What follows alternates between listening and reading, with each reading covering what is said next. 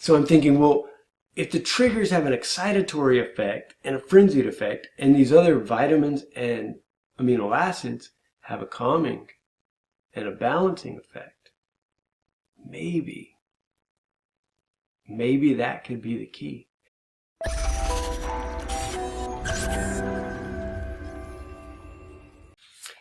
So this is me in 2009. My wife says I look like I aged a little bit, but I still think I look like I'm 12. For years, I wanted to serve in the military. I wanted to contribute to something bigger than myself. You know, I just had that natural desire to serve. And I put it off for years because I didn't know how I was going to be able to handle that environment with my headaches. I knew I could handle it without the headaches, but I didn't know if I could handle it, and how could I do it with chronic headaches when I get headaches 3 or 4 or 5 times a week, where all I want to do is find some sort of relief, and usually that's a quiet, dark, cool place that I can just relax. How can you do that in the military? But in 2009, I mustered up the courage to do it, and it was not easy. I remember my first day of basic training. I'm coming in on the bus, Fort Sill, Oklahoma, and my very first day, I can tell I've got a headache coming on. I'm thinking, no, like not today, not my very first day. And so by the time we get there, it's a full headache. And I didn't really know what to expect with basic training. You know, kind of all I really had to go off of was kind of the movies and the depiction, kind of the stereotype of drill sergeants and basic training and boot camp. And it was pretty accurate. Like, that's about how it was. When we pulled up, the bus that hadn't even stopped yet, when the doors open and 2 drill sergeants jump on the bus and get off the bus, get out, you know, like just the normal stuff, just like in the movies.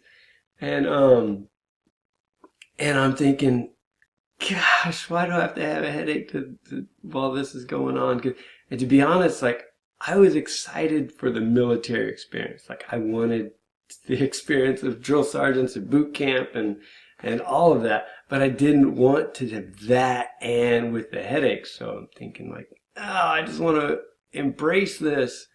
And it's so hard. And the first thing they have us do once they get us off the bus is we're doing push-ups in the parking lot on the pavement in July in Fort Sill, Oklahoma. So it's hot. And if you're watching this, I know you probably suffer from headaches. You know, the last thing you want to do when you have a headache is, 1, to get your blood pumping, because you get that pulsing pain through your head. And then 2, to have extra heat. Oh, those are 2 of the worst things when you have a headache. But that's what we're doing. And I went through a lot more days like that in basic training that I just had to grit and bear it, because you just can't tell the drill sergeant, hey, oh, I got a headache. You know, it just doesn't work like that. I mean, you can go to sick call and things like that, but you know, you become that soldier, and it wasn't what I wanted for my military experience. So I just grit my teeth and was able to bear through it. Fast forward several years, I've been in the military for several years, and I'm standing on a train station, in Fort Hood in Texas. And again, a hot summer day, and we're loading equipment on that's being prepared to ship over to Iraq and Afghanistan. Some tanks, some Humvees, some generators, things like that. And so we're loading them onto these rail cars at the train station. And it's just an exceptionally excruciating headache. It's just where every pulse just pounds like a ping hammer hitting you. And, you know, I feel like the pressure behind my eyes and in my face. And, you know, it's to the point where the pain is just building this nausea in my stomach. And we have, since we're working in this type of environment, we're wearing our Kevlars, our combat helmets, which are pretty heavy. I think they're like 8 pounds, and they fit pretty tight, and you got the chin strap coming down. So I've got this extra pressure on my head. And like, I just remember thinking, well, one, I was worried I was going to throw up in front of my battle buddies, in front of my fellow troops. And nobody wants to throw up in front of people. And so I got that. And then, I'm trying to focus on my work. And I just remember it was the point where I was just like, I can't do this anymore. And it was hard. It was like at that point I just kind of hit a wall. And so 2 weeks later I resigned my commission with the U.S. Army. And really kind of started my journey to find a way to get rid of headaches. I knew it was just taking too much of my life, and I had to find a solution. And by this time, I had 3 surgeries. I had a tonsillectomy. I'd had 2 sinus surgeries because as a kid, I had frequent headaches, and a lot of times they'd come with pressure in the face and in the eyes. So I assumed they were sinus headaches. So my mom would take me into the ENT and allergist, and I'd get, nasal irrigation and flushings. And then when I was in college, I had my first sinus surgery, and I was so hopeful. Like, I thought, oh, this is the answer. I mean, 100%, I thought it was going to be the cure. And no, it didn't. The headaches persisted. I saw other benefits from the surgery, but the headaches persisted. So I had a second sinus surgery a few years later. And same thing. Headaches persisted. Third sinus surgery. Headaches persisted. So I'm just kind of like beaten down, feeling like, oh, I feel like I've tried everything. I've been allergy testing. They can't find any food triggers or allergy triggers that are showing up with the allergy tests. So it's really kind of low about it, but I continued to persist it on. I was determined I was going to find something. I tried different diets, cutting out dairy, cutting out gluten, things like that, and the headaches persisted. Then, I read a lot of books, read a lot of articles, and I'd find little things that would help here and help there. And then I came across a book by Dr. David Buckles. He is a neurologist who treats headaches, specialized in treating headaches for over 20 years. That's at the time this book was written, which the book's probably a few years old. So he's probably been treating for 20 or 30 years. And this book was phenomenal. I highly recommend that you read it. It helps you understand headaches, because before I thought there were all these different types of headaches, and this is kind of the conventional wisdom. But he really shows how, in his experience and his research, the vast majority, almost all headaches, are caused by the activation of the migraine mechanism in the brain. And it's largely due to what he refers to as triggers. Now, triggers are anything that could cause or contribute to you getting a headache. And then he also refers to threshold, which threshold is basically the level at which your triggers, the amount of triggers that you can have before they become a headache. And people with chronic headaches often have a very low threshold, and they often have a high sensitivity to those triggers. And one thing that may be a trigger to one person might not be a trigger to another person. And that was one of the things that was a challenge for me, because I would try to look for very exact cause and effect. So I ate this, I didn't get a headache today, so that must not be something that causes. Or I ate this and I did get a headache. But he shows how things can build over time. So you could have something that's a trigger on Monday, and not have a headache Monday or Tuesday, have another trigger on Tuesday, not have a headache, Wednesday, Thursday. Well, Thursday, maybe that's when that trigger exceeded your threshold, and boom, now you have a headache. But you're trying to identify the cause, which actually was something that happened on Monday, or maybe Monday and Tuesday, or maybe every day, and it built into a headache. So it's really hard to identify your specific triggers. But he gives great advice on some of the more known triggers that affect many people. And these are, one of them is MSG, monosodium glutamate. Try to cut that out as much as possible. Sodium nitrates and nitrates, which are preservatives, things used to help preserve meats, especially aged meats and cured meats like bacon, salami, pepperoni, sandwich meat. And then there's several others that surprise me, like some of the headache medications, acetaminophen, huge headache trigger, which you're taking it to relieve headaches. And yes, in the moment, it relieves headaches. But once it wears off, you're more likely to get a rebound headache. It's more likely to cause another headache that's even worse than the one that you had. Another one that surprised me was caffeine, because caffeine is usually combined with one of the few things that I found relief from headaches was with traditional medication was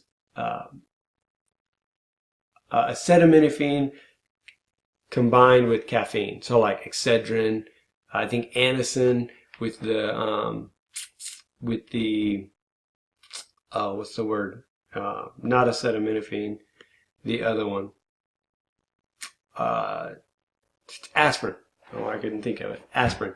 So aspirin with caffeine. And it's because at the moment when you have it in your system, the caffeine helps. But then again, once it wears off, you're more likely to get a rebound headache and you're more likely to get a more severe headache. So there's other things he talks about. So my point bringing this up, this book helped me cut my headaches in half. But now, just half. So I would still have 2, maybe 3 headaches a week, which I was so grateful for, so happy. But I was super strict. I'm a pretty disciplined person, especially after being in the military. I can be very disciplined. And I did my absolute best to avoid those triggers. And the sad part is, they're just ubiquitous. They're everywhere. They're in our food, they're in our drinks, they're in supplements, they're in medications. It was very hard to avoid, even as much as I did. And it wasn't enough for me. Now, I believe I have a very low threshold and a high sensitivity to triggers. So someone else, they may be able to just follow this guidance in here and be perfectly fine. They may never have another headache. For me, I needed something else. At the time, I didn't know what that was. But then I came across another book, The Mood Cure. Now, this book focuses on different vitamins, amino acids, supplements that can be taken to help stabilize moods and have a calming effect. And it was interesting because as I was reading it, it's not about headaches at all, but it contrasted with what Dr. Buchholz talked about in his book with triggers. He referred to them as they would have an excitatory effect on the brain. And in my mind, I'm thinking kind of a frenzied, disorganized state. And then Dr. Ross, in her book, she's talking about these supplements and or really vitamins and amino acids that have a calming effect, that have an organizing effect, a balancing effect. And I'm thinking, kind of, so my job in the military, I was an intelligence analyst. And so I was really trained to connect dots, to look at 2, 3, 4, multiple different things that by themselves may seem independent and try to find connections. Where are these things connected? How are they related? And so my brain was automatically kind of thinking in that mindset. And so I'm thinking, well, if the triggers have an excitatory effect and a frenzied effect, and these other vitamins and amino acids have a calming and a balancing effect, maybe that could be the key. So I went through the book and I tried, there's tons of different things listed. And for probably about 2 years, I tried every suggestion, every recommendation, every combination, different levels, different doses, different frequencies, and finding what worked for me. And I would find things that would help a little, and then help a little more, help a little more. And finally, I was able to develop an optimal formula that kept my headaches away completely. Now, I wasn't super strict with my diet anymore, but I didn't go out of my way to eat MSGs or sodium nitrates and nitrites. I was reasonable with things. I kind of looked at it as, I'm sure that I could override this formula, the headache relief. It's kind of, I look at it kind of like diet and exercise. You could have the best exercise regimen, but if your diet is poor, you're not going to see the results that you would get if you combine both of them. So, and that's how I feel about this. So now if you don't have a very low threshold for headaches like I do, you might be able to get by with just diet, or you might be able to get by with just taking the supplements, the HeadacheRelief.Life. But for me, it required both. And it does require both. It's ongoing. This isn't something you take, you have a headache, so you take it. That's not going to work. Oh, it might. I've never tried it. But it works by keeping those triggers at bay, countering those triggers every day, because every day you're exposed to triggers. And this works by countering those, reducing that excitatory effect that those triggers have. And really that's what started my path to success. Really, these two books. There were so many other things that led up to it, but these are kind of the culminating things that kind of allow me to put the dots together and come up with this formula.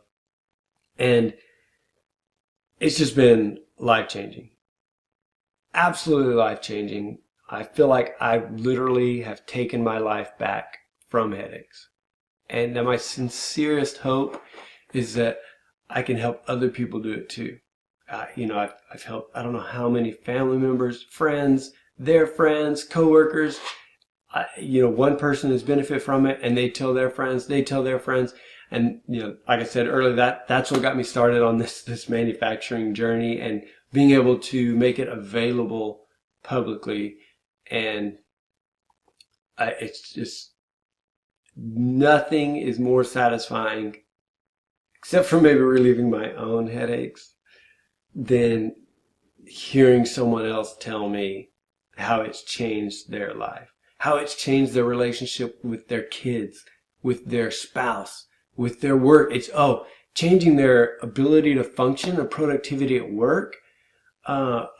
People that have been afraid to apply for certain positions or ask for raises, and now they know they can do it because they've gotten their life back from headaches. Think about it. If you have 1 or 2 days, let's just say just 1 day a week, you have a debilitating headaches that's reducing your productivity. That in a 5-day work week, that's a 20% reduction in your capability. Add 2 weeks, 40%. 3 weeks, 60%. I hope my math is right. But you can see the point. You can do so much more than you could before. And I know this from personal experience because I can do so much more than I used to be able to. I mean, I would power through headaches pretty well just because I had to. And I'm sure you do the same thing. But now here is an opportunity for you to try this. And again, my sincerest hope is that it works wonders for you, that you're able to take back your life from headaches, like I have, and like so many other people that have tried this have been able to do. And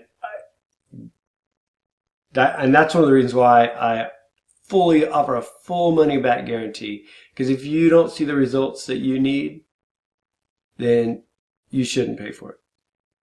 You should. I hope that you find help and relief somewhere else. I'll be saddened that it didn't work for you. But that's why I offer this full guarantee for a full month. You can try this, and if it doesn't work for you, then I don't want you to have paid for it. But I do sincerely hope that you'll find help somewhere else.